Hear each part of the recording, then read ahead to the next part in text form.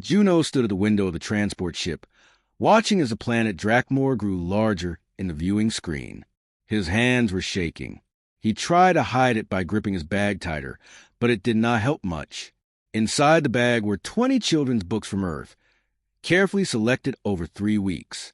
Each book had colorful pictures and simple stories. Juno had read them all 100 times, but now he wondered if dragons would even like human stories. The planet below looked nothing like Earth. Massive mountains made of crystal stretched into the clouds. Floating citadels hung in the air like impossible dreams. Everything glowed with a soft blue light. It was beautiful and terrifying at the same time. Juno had never been this far from home. He had never even left Earth until 2 months ago when the Galactic Council selected him for this mission. A voice crackled over the intercom. Landing in 5 minutes. Passenger Juno, please prepare for arrival. Juno took a deep breath. He was a librarian from Seoul, not a diplomat or a soldier. His whole life had been spent among books and children. He loved reading stories to kids at the community library. Their faces would light up when he did funny voices or acted out the exciting parts. But those were human children. Small, soft, harmless children. Dragons were different, very different. The transport ship landed with a gentle bump. Juno picked up his bag and walked to the exit. The door opened and warm air rushed in. It smelled like minerals and something else, something ancient. Juno stepped onto the landing platform and immediately felt the difference.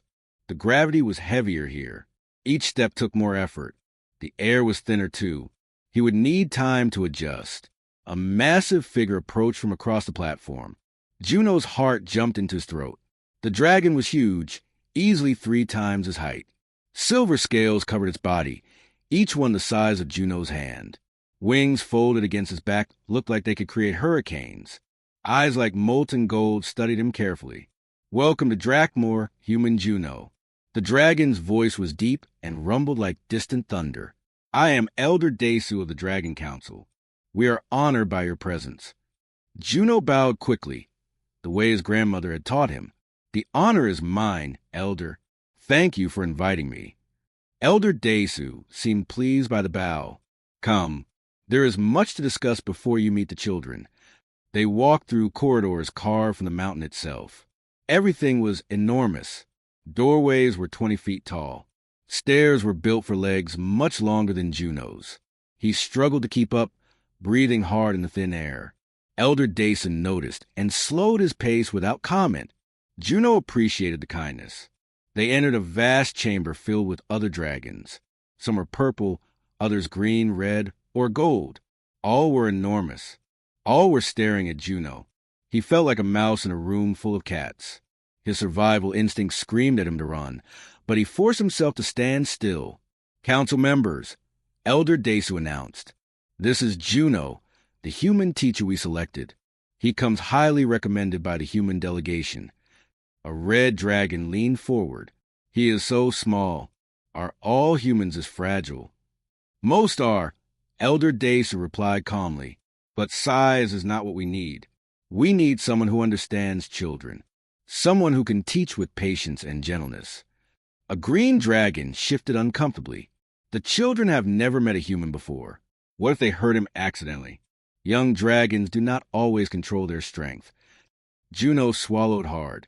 That thought had kept him awake many nights during the journey. But he spoke up anyway. I have worked with children for 10 years. I understand that they learn through play, and sometimes play gets rough. I will be careful. The council members exchanged glances. Finally, Elder Dason nodded. Juno will have a guardian from the elite guard at all times. Captain Miho stepped forward.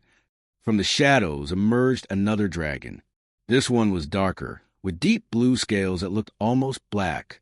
Scars crisscrossed his body. One eye had a long scar running through it. Captain Miho looked like he had fought in 1,000 battles.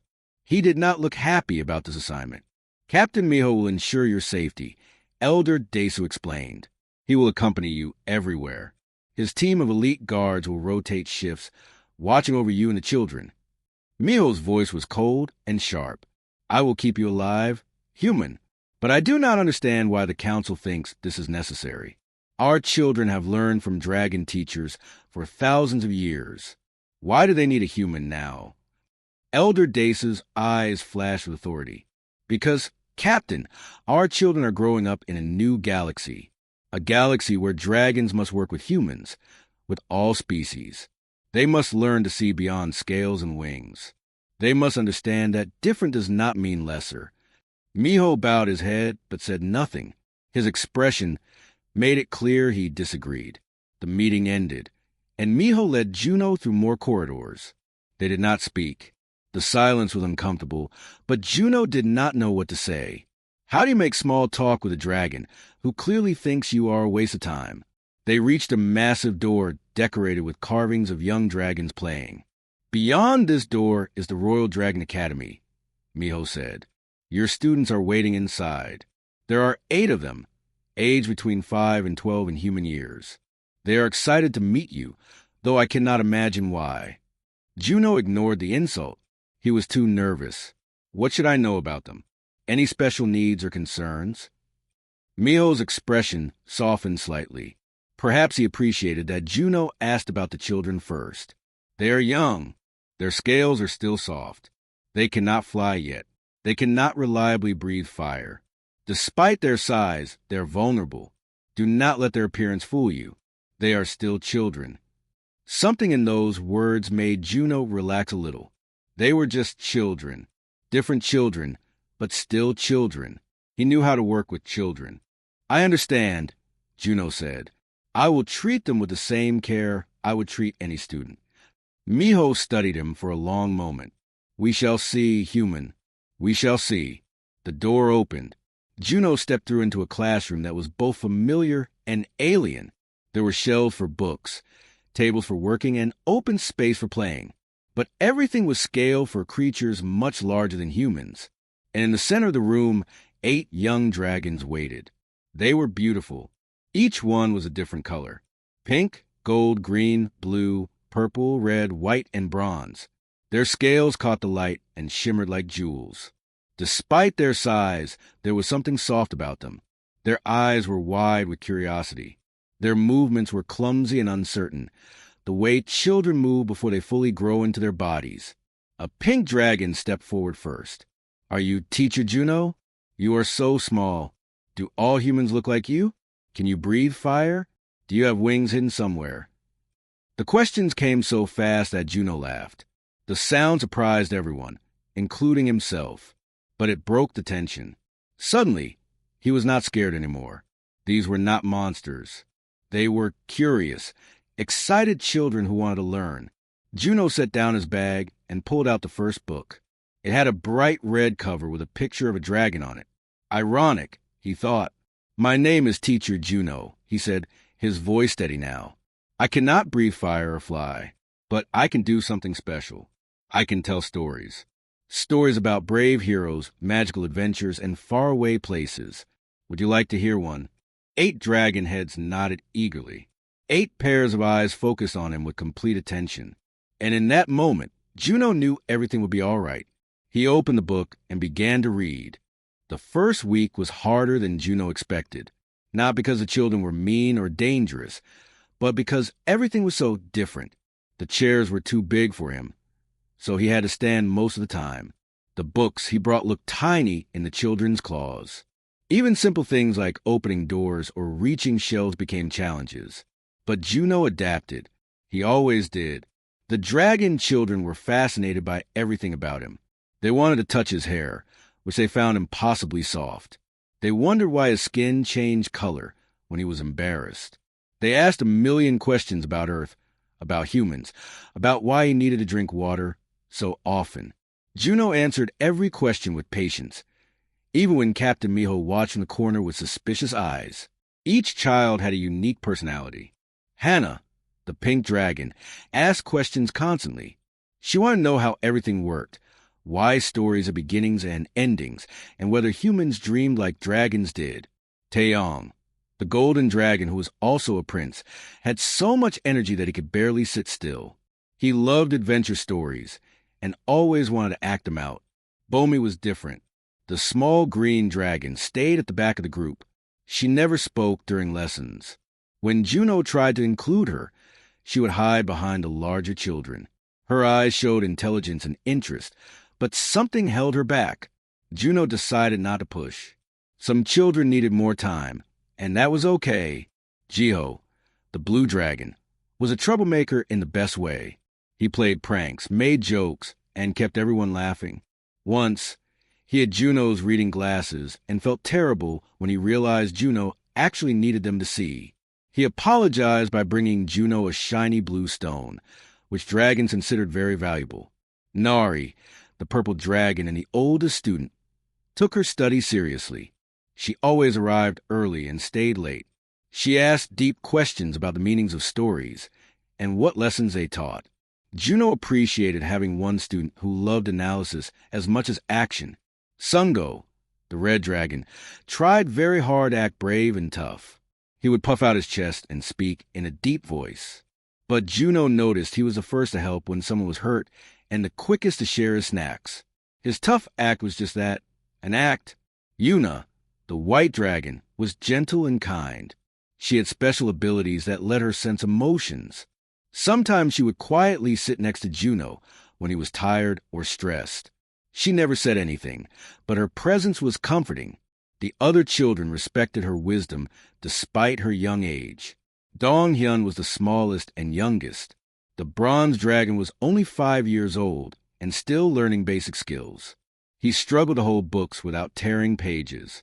His fire breath was unreliable and sometimes came out as smoke, but he tried so hard at everything. Juno gave him extra attention and praise, which made the little dragon glow with pride. As days passed, Juno developed a teaching rhythm. Mornings were for reading stories.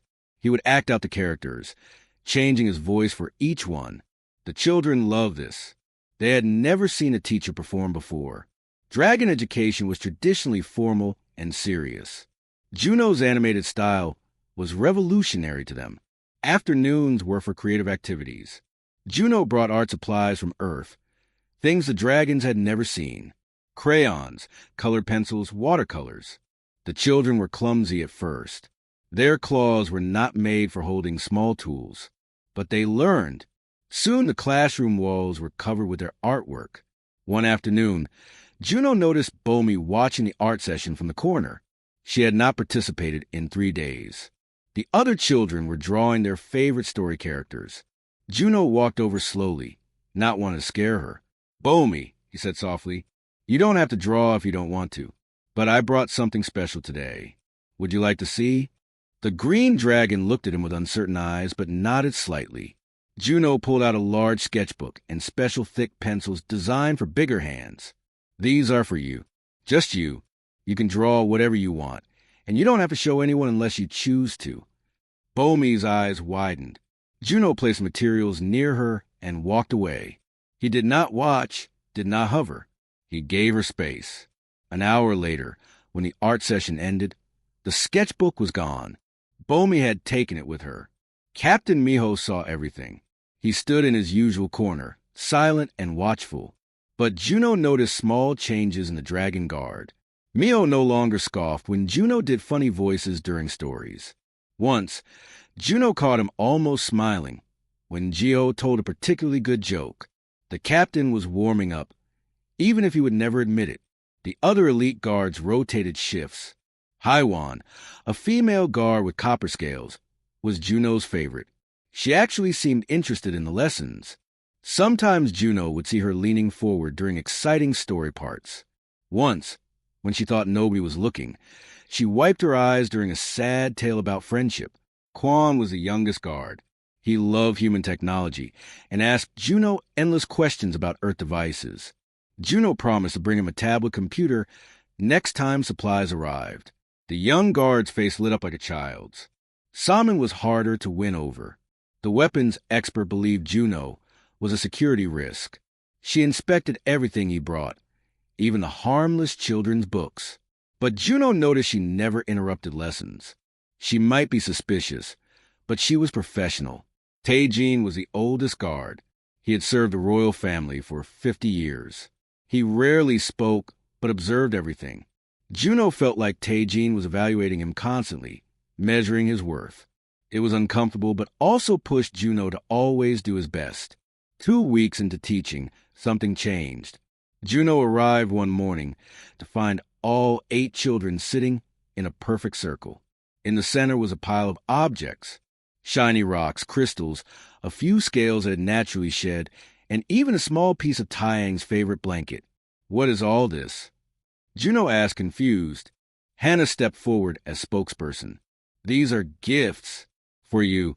In dragon culture, we give precious things to those we respect. You have taught us so much. You make learning fun. You never get angry when we make mistakes. You are patient with all of us." Taeyong added proudly, "You are my favorite teacher ever, better than old Master Corvin, who just lectures all day." Juno felt his throat tighten with emotion. He knelt down, which brought him closer to their eye level. "These gifts are beautiful, but you have given me something even more precious. You have given me your trust. You welcome me even though I am different. You taught me that dragons are not scary. You are kind, curious, and wonderful. Thank you for being my students." Nari, the serious one, spoke up. "Does this mean we are friends now? Not just teacher and students?" Juno smiled. "Yes, we are definitely friends." The children made happy noises, a sort of purring rumble that shook the floor. Even Bomi joined in from her corner. And in that corner, Juno saw she was holding her sketchbook close to her chest. From his watching post, Captain Miho crossed his arms. But if anyone looked closely, they might have seen the smallest smile on his scarred face. The human was proving to be more capable than expected. Perhaps, just perhaps, the council had made the right choice after all. That evening, Juno stayed late preparing the next day's lessons. He was exhausted but happy. His body ached from the heavy gravity. His lungs burned from the thin air. But his heart was full. These children trusted him. They were learning and growing. He was making a real difference. As he packed his bag, he found a small note tucked between his books. It was written in shaky letters, clearly from someone still learning to write. The note said, "Thank you for the sketchbook. Your friend, Bomi." Juno held that note like it was made of gold. This was why he became a teacher. This moment right here. He carefully placed a note in his pocket and headed to his quarters. Tomorrow would be another good day. 3 weeks had passed since Juno arrived on Drakmor. The routine had become comfortable. The children no longer saw him as strange or different. He was simply Teacher Juno, their friend who told the best stories in the entire galaxy. Even Captain Mio had softened, though he still pretended to be stern and serious.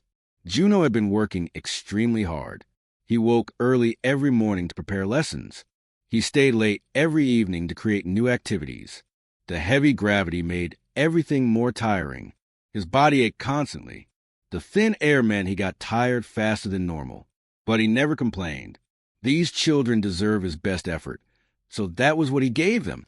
On this particular evening, Juno had planned something special. He brought 20 storybooks from his personal collection. These were his favorites. Stories he had read hundreds of times back on Earth. Stories about friendship, courage, and kindness. He wanted to share them all with his students.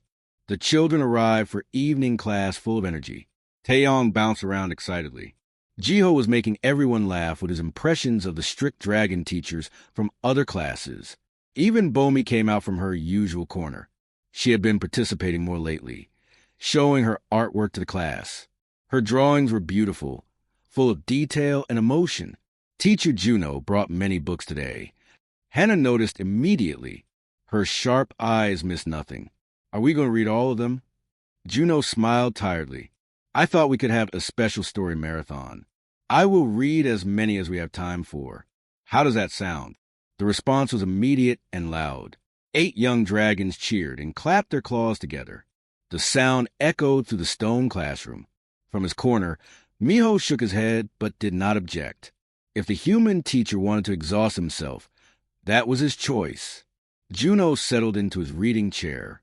It was the only furniture size for humans in the entire academy. The children arranged themselves on the floor in a semicircle around him. They had their favorite spots now. Nari always sat closest, paying careful attention to every word. Dong-hyun sat near the front because he was smallest and could not see over the others. Bomi chose a spot where she could see, but still felt protected by having others nearby. The first story was about a brave mouse who saved a lion. The children loved the irony of something small helping something large. That is like you and us. Yuna observed softly. You are small, but you help us learn so much. The second story was about a lonely tree that made friends with birds. Sungo pretended he had dust in his eyes when the tree finally found happiness. Nobody teased him about it. They understood that good stories made you feel things. The third story was an old Korean tale about a tiger and a persimmon. Gio laughed so hard he accidentally breathed a small puff of fire. Fortunately, nobody got hurt, and it made everyone laugh even more. After each story, the children begged for another. Just one more, please, became their constant request. Juno could not refuse those eager faces.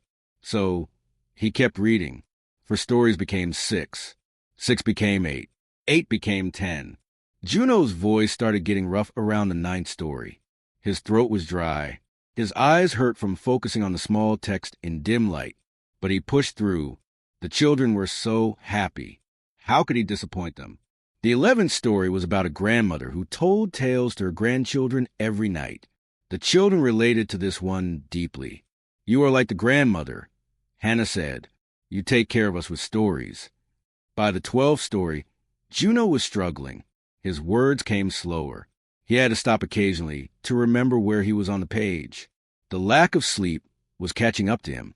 For 3 weeks, he had been sleeping only 4 or 5 hours per night. His body was running on determination alone. The 12th story was about a guardian who protected children through a long, dark night. It was an ancient Korean tale about duty, love, and sacrifice. The guardian stayed awake all night, watching over sleeping children, keeping them safe from harm. It was a beautiful story, one of Juno's favorites. As he read, his voice grew softer and softer. The words seemed to float away from him. The page became blurry. He blinked hard, trying to focus.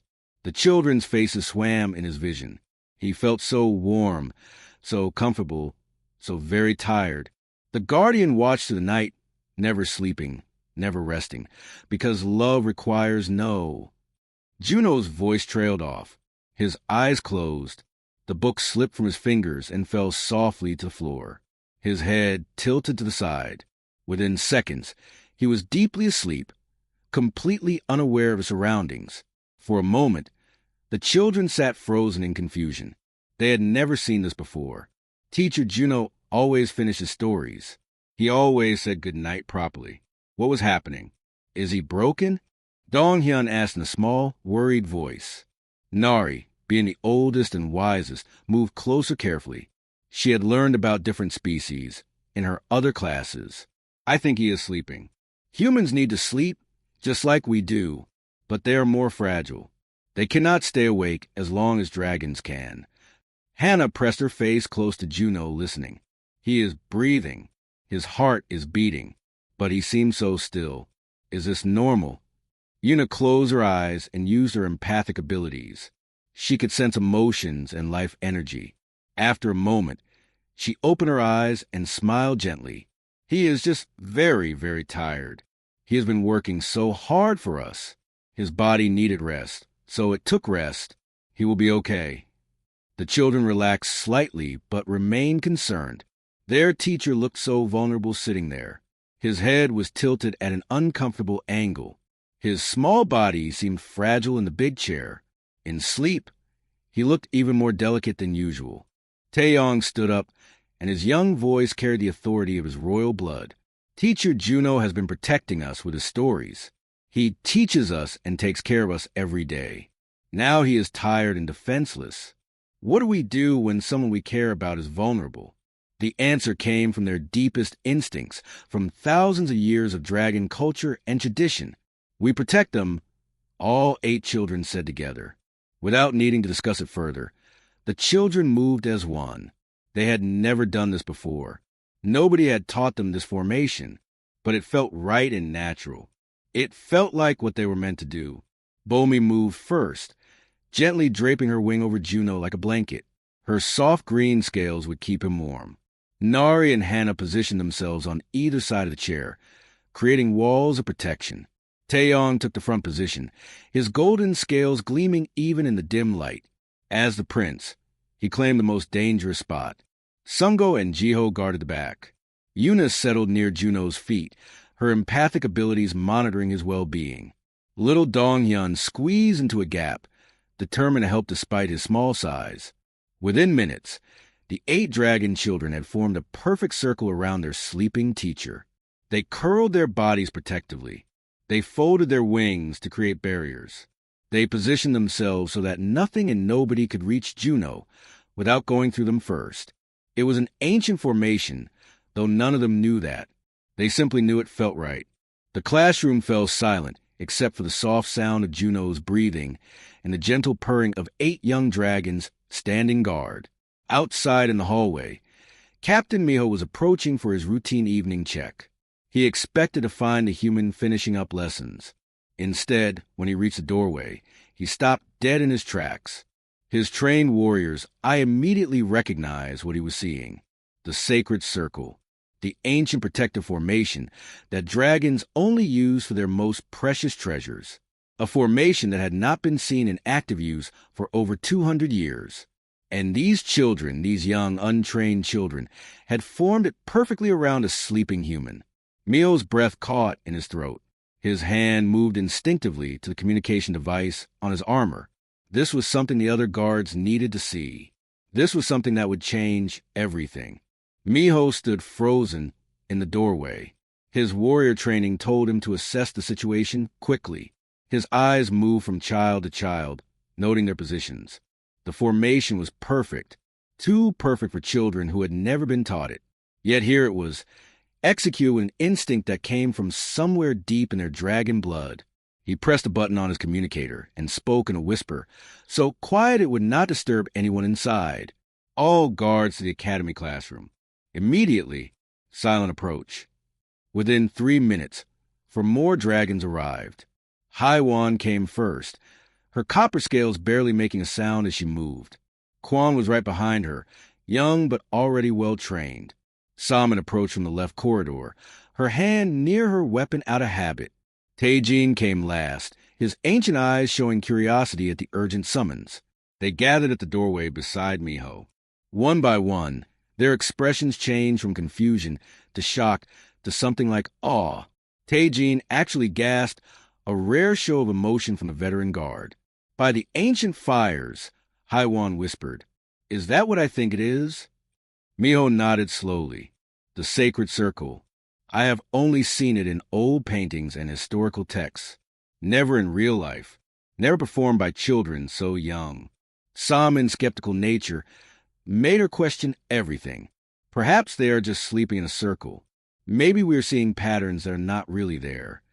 Taejin shook his head firmly. Look at their positioning. See how Taeyong guards the front, the most vulnerable angle of approach. Notice how Bomi's wing covers a human completely, regulating his temperature.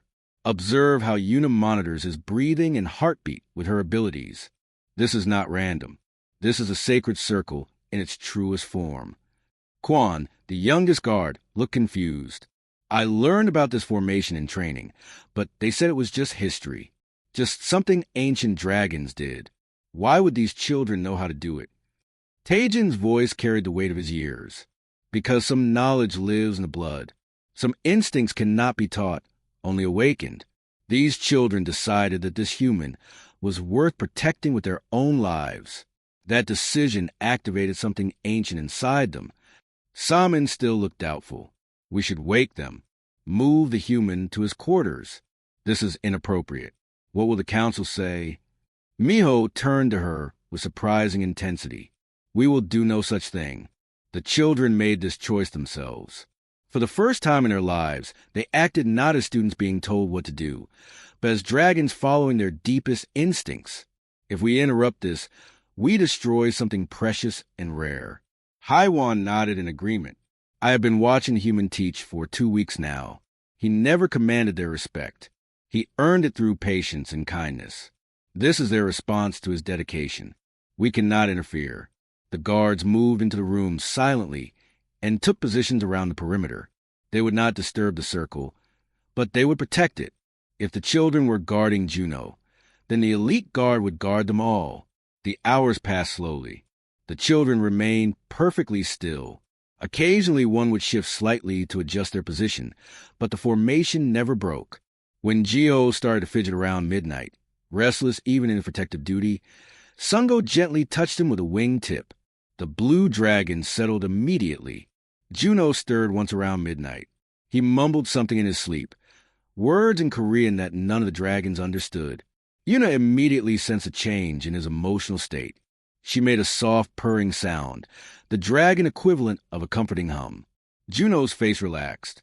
He settled deeper into sleep.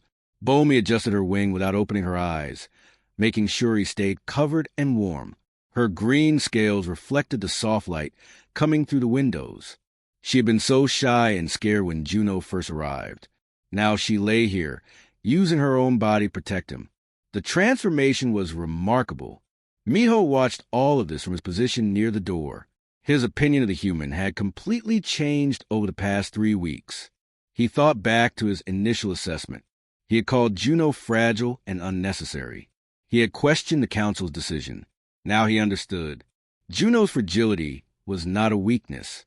It was his greatest teaching tool. The human's vulnerability made the children want to protect him. His tireless dedication made them respect him. His patience and kindness made them love him. And in loving something smaller and weaker than themselves, the children learned the most important lesson any dragon could learn. True strength was not about being the biggest or most powerful. True strength was about protecting those who needed protection. Haiwan moved closer to Miho. She had been thinking the same things. He changed them, she said quietly. In just 3 weeks, he taught them something our traditional teachers could not teach in years. Taejin joined them, his old eyes seeing everything. Our teaching methods focus on strength, strategy, and pride, all important things. But we forgot to teach compassion. We forgot to teach that caring for others is not weakness. This human remembered, or perhaps humans never forgot. Quan was sitting against the wall, watching the scene with wonder. I want to protect him too. Is that strange? I am supposed to be an elite guard, strong and fearless. But looking at him sleeping there, so small and tired from working so hard, I just want to make sure nothing bad ever happens to him. Salmon had been silent for hours, but now she spoke. Her voice was different, softer than before. I was wrong about him. I thought he was security risk. I thought his presence endangered the children. But I see now that he is the safest thing in their lives, because he teaches them to be better than they were. As dawn approached, the first light crept through the crystal windows. The classroom began to glow with soft colors. The dragon children remained in their formation, dedicated to their duty. They had stayed awake all night, protecting their teacher while he slept, not because anyone told them to, but because they chose to. Elder Desu arrived with the morning sun. Miho had sent him a message during the night, explaining what was happening. The ancient dragon entered the classroom silently. He stood at the entrance for a long time, simply observing. Finally, he spoke in a whisper to the guards. This is what I hoped would happen. Not this exactly, but something like it. I knew that the right human teacher could reach our children in ways we could not. I knew that showing them vulnerability could teach them strength, but even I did not expect this. Miho stepped forward. Elder, I must apologize. I doubted your wisdom. I questioned this assignment. I thought the human was too weak, too different. I was completely wrong. Elder Desu smiled, something he rarely did. You were not wrong to be protective, Captain. That is your duty. But now you see what I see. This human's weakness is his power. His differences are his gifts. In 3 weeks, he achieved what I hoped might take a year. Taejin moved closer to the elder. What happens now? The children cannot stay in this formation forever. Juno will wake soon. How do we handle this? Elder Desu considered carefully. We let it happen naturally. We do not interfere or make this into something formal and awkward. When the human wakes, the children will explain, and we will see how he responds. That will tell us everything we need to know about his character. The guards nodded and returned to their positions. They would wait. They would watch. They would protect this moment for as long as it needed to last. Inside the sacred circle, Juno continued to sleep peacefully. He had no idea that 8 dragon children had spent the entire night guarding him. He did not know that 5 elite guards stood watch over them all. He did not know that his simple act of falling asleep had created a moment that would be remembered in dragon history for generations to come. All he knew, somewhere deep in his sleeping mind, was that he felt safe. Safer than he had felt since arriving on this alien world. Safe enough to truly rest. Juno woke slowly, the way people do after the deepest sleep. For a moment, he did not remember where he was. Everything felt warm and safe. Then awareness came flooding back. He had been reading stories. He had been so tired. He must have fallen asleep. Oh no, he had fallen asleep during class. His eyes opened and immediately noticed something strange. He was surrounded by colors. Green, pink, gold, blue, purple, red, white, and bronze. Scales. Dragon scales everywhere. The children were all around him, curled in a circle. Some were sleeping now, exhausted from their all-night watch. Others were just waking up. Panic hit Juno hard. What had he done? He had fallen asleep and left the children unsupervised. What if something had happened? What if they had gotten hurt? What would the council say? What would Captain Miho do? He tried to stand, but found Bomi's wing draped over him like a blanket. The green dragon was sleeping peacefully, her face relaxed and happy. Juno carefully moved the wing aside, not wanting to wake her. As he shifted, other children began to stir. Hannah lifted her pink head first, yawning wide enough to show all her teeth. A small puff of flame came out, harmless and controlled. Teacher Juno, you are awake. You slept for so long. The other children woke quickly at the sound of her voice. They stretched their wings and shook their heads. Lil Donghyun rubbed his eyes with his claws. Even in just waking, they moved carefully, making sure not to accidentally hurt their teacher with their size. Juno stood up quickly and bowed deeply, the way his grandmother taught him to apologize. I am so sorry. I am so sorry. I fell asleep during class. That was unprofessional and wrong. I should have stopped reading when I got tired. I left you all alone and unsupervised. Please forgive me. Taeyong looked genuinely confused. His golden scales caught the morning light as he tilted his head. Why are you sorry? You were tired. You have been working so hard for us. We could see how exhausted you were. So when you fell asleep, we protected you. That is what friends do. Juno stopped mid-bow and looked up. You protected me? What do you mean?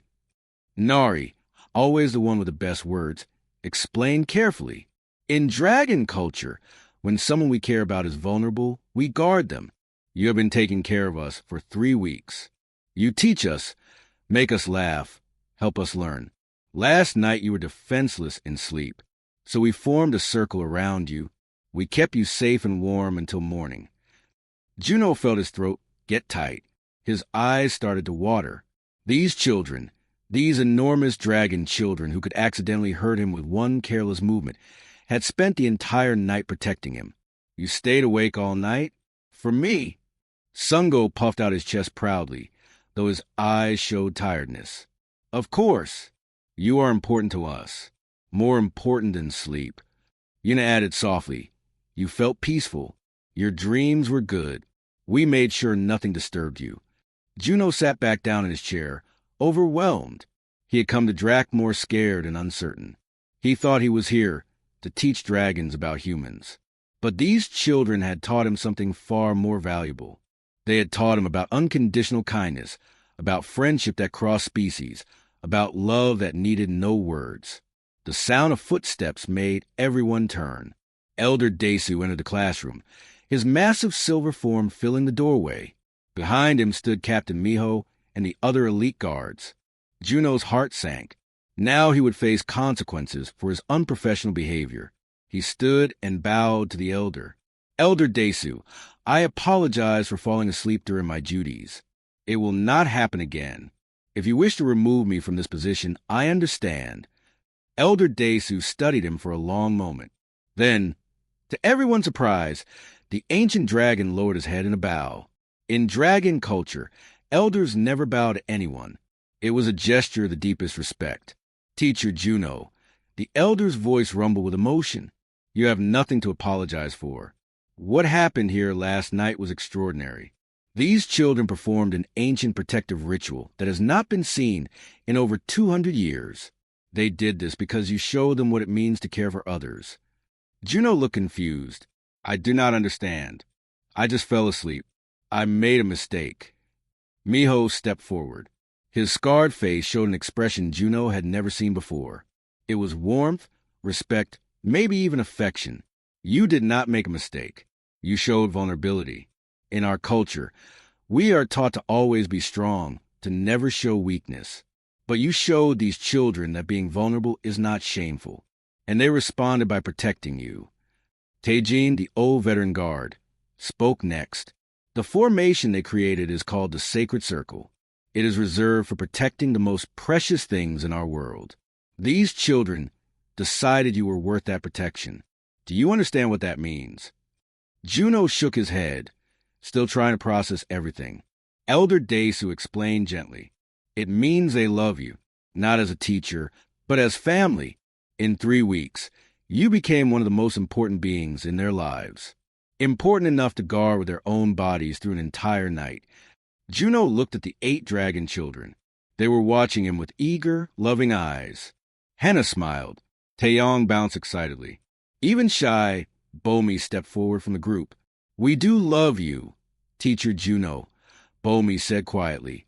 It was the longest sentence she had ever spoken in class. You gave me a sketchbook when I was too scared to participate. You never forced me. You just gave me space and kindness. You did that for all of us. You see us as children, not as future warriors or rulers, just as children who need care. Tears rolled down Juno's face now. He did not try to hide them. I love you all too.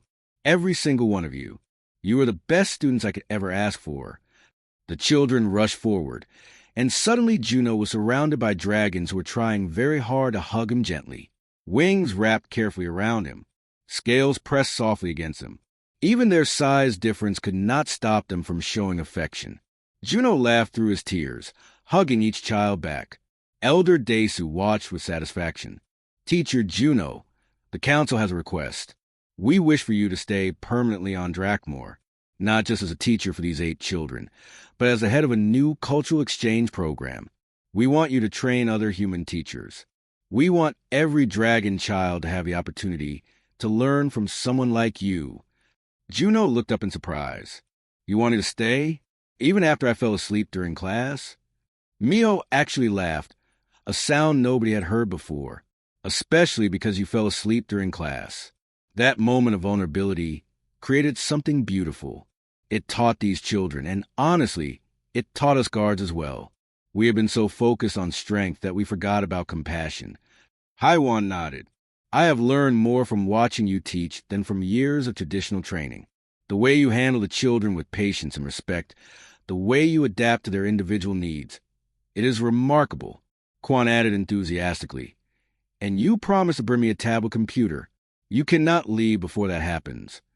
Everyone laughed. The tension broke completely. This was not a formal meeting anymore. It was a family gathering. Juno took a deep breath. He thought about his small apartment back in Seoul. He thought about his quiet life in the library. Then he looked at the 8 dragon children who had spent all night protecting him. He looked at the guards who had changed from suspicious watchers to supportive friends. He looked at Elder Desu, who believed in him enough to offer this incredible opportunity. I will stay, Juno said firmly. I will stay and help build this program. These children have taught me that home is not a place. Home is where you are loved and where you can make a difference. The children cheered, so loudly the walls shook. Taeyeon declared it a celebration day. Gio immediately started planning a party. Nari suggested they create a special book about this moment in history. Everyone talked at once, excited and happy.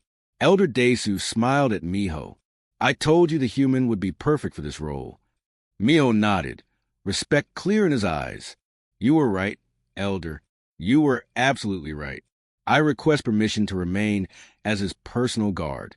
Someone needs to make sure he remembers to eat and sleep properly.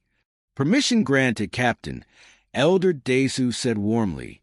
As the day went on, news of what happened spread across Drakmor. Artists came to document the event. Historians recorded every detail. The story of a human librarian who earned the Sacred Circle became legend. But for Juno, the most important moment came that evening. As he prepared to leave the classroom, Bomi approached him shyly. She held out her sketchbook. Inside was a beautiful drawing showing Juno surrounded by 8 dragon children, all of them smiling and happy together. At the top, in careful letters, she had written, "Our family." Juno hugged the sketchbook to his chest. Yes, he thought, this was his family now. Different species, different worlds, but bound together by something stronger than biology. Bound by choice, by respect, and by love. He looked at his dragon children and knew